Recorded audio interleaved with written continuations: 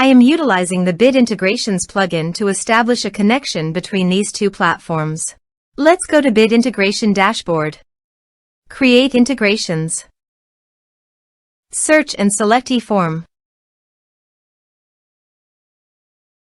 Choose a form. Next, search and select an action Dokan.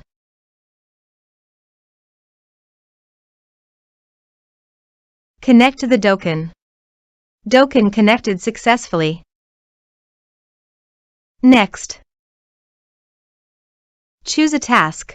I am choosing to create a new vendor. Map the respective fields.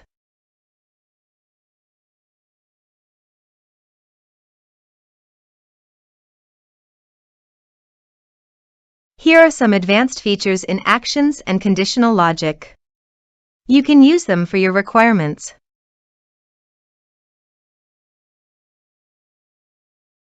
Next, finish and save it.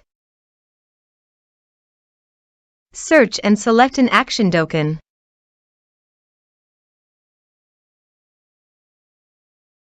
Connect to the Dokan. Dokan connected successfully. Next, choose a task. I am choosing to create a new vendor. Map the respective fields.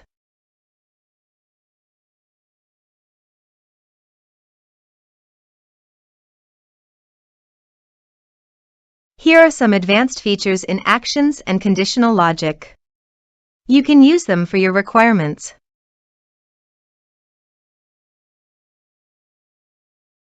Next, finish and save it. Now go to the Dokan dashboard. Then navigate to the vendor. You can see that the new vendor has been successfully added in Dokan.